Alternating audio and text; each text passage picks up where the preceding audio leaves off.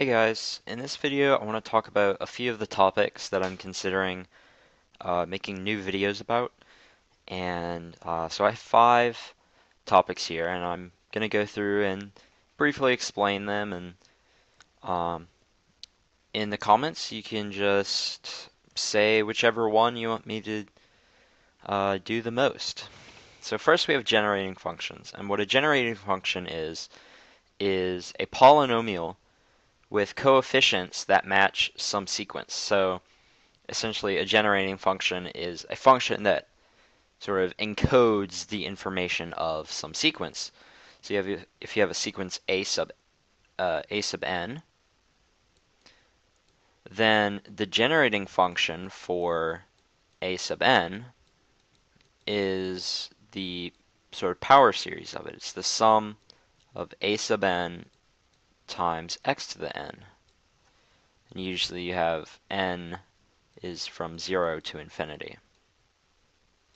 And if it's a finite, if this is finite, then let's say it goes from a0 to a5, then a6 and above would just be 0, and yeah. So generating functions are used in combinatorics, where you can model situations where you are trying to distribute something, or if like distributing.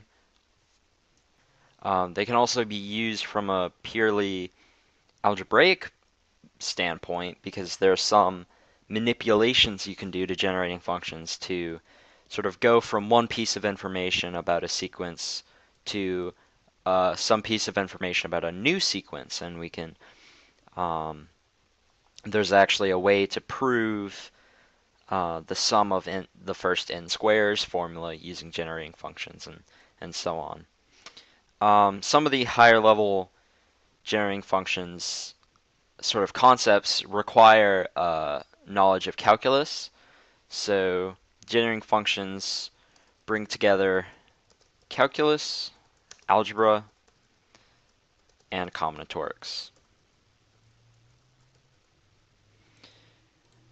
Next is the probabilistic method, which essentially uses the concept of the expected value to solve probability problems and counting problems that seem hard to tackle either without it. So the expected value is sort of a measure of the average outcome of some event. So we would write E of x, where x is some event or random variable. It can be discrete or continuous. This is often, expected value problems can also be used with continuous variables. You usually see continuous variables when we're dealing with geometry and geometric probability. This is actually one of my favorite things, and I kind of want to make a video on sort of a research project I did on a problem that involved geometric sort of expectation to sort of take an average case and then claim that that average case is actually the total probability of the event in sort of an average way. So in a sense, this also involves calculus in sort of a rigorous way. Like if you had some function that's like a probability distribution, and you usually want to take the average value. So the average value in calculus is it's an area. Well, you take an integral, but then you divide by the length of the interval. So if it were from a to b, you would divide by b minus a to get the average value. So this essentially probabilistic method brings together combinatorics, calculus, and geometry. Next is inversive geometry, which is sort of a way of extending the idea of reflection, which if you have a point and some line, the reflection of the point across the line is the point that is the same distance from the line, and the line connecting the 2 points is perpendicular to the original line.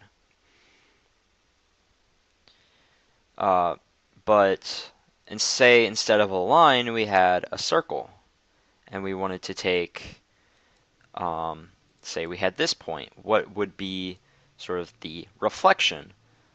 Well, we have inverse geometry to deal with that. And so what happens is that the inverse, we can, a lot of geometry problems, this is especially like Olympiad geometry problems, you can pick some circle and take the inverse about that circle. And every point outside the circle gets mapped inside and vice versa. And points on the circle lay still on the circle. And there are a lot of cool properties like that. And it's especially nice for turning circles into lines because, well, if I make a series about it, I'll explain that. But there are some nice properties with inversion. Next is inequalities, both algebraic and geometric. So algebraic inequalities are pretty common when you think inequalities. In an Olympiad context, this would be stuff like the AMGM inequality, which most people know about. And then there's the Cauchy-Schwarz inequality, and then there's lesser known stuff like Holder's inequality and Jensen's inequality that I would cover. And Jensen requires some knowledge of calculus. So again, this one requires calculus knowledge. Geometric inequalities, the most fundamental is the triangle inequality, and really most geometric inequalities are built up from the triangle inequality at heart. And another thing would be, yeah, well, no, I'll talk about them more, but yeah. So this would involve algebra, geometry, and calculus. Lastly is arithmetic functions, which are a very advanced number theory technique. So I actually really like number theory, but as you'll notice, none of these are really number theoretic topics, except for kind of generating functions if you're dealing with integer sequences. But number theory is actually really close to my heart, and arithmetic functions are pretty interesting, and they're also very powerful. So arithmetic functions are sort of functions on positive integers where you can break them apart based on sort of coprimeness and different things. So one main function is the Euler phi function, which counts the number of numbers that are less than n and coprime to n, or I guess less than or equal to in the case of 1. And there's a multiplicative definition of it. Another thing is the divisor function, or like the divisor counter function, I think, which is represented with a tau, I believe. And so this would just count how many numbers divide n, how many positive integers divide n. And then these are just some basic functions, but then there's more complex ideas like Dirichlet convolution, which I know the name of it, but I have no idea what it is. And so, in fact, all of these, with the exception of maybe the probabilistic method and inequalities, I don't know a lot about these. But I know they exist, and I know they interest me, which is why I want to make videos on them, because maybe they interest you too, and you want to learn about them. I learn a lot from making videos, so that's why I want to make these videos. So arithmetic functions, that will be number theory. And so, yeah. So these are the 5 topics that I'm thinking about making videos on. I'm sure as time goes on, I will make videos on all of these topics, but For now, I just want to see your opinions, what I should do first.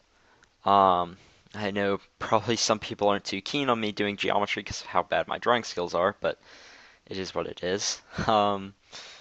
And probably not too much of algebra because also my handwriting. But, whatever you guys want, I will do it. So please leave your comments down below, and I will come back with a new series on whatever you want me to do.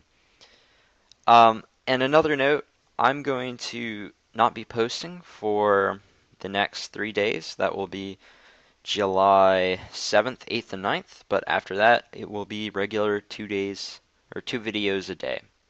So, thank you for watching, and I will see you in my next videos. Bye.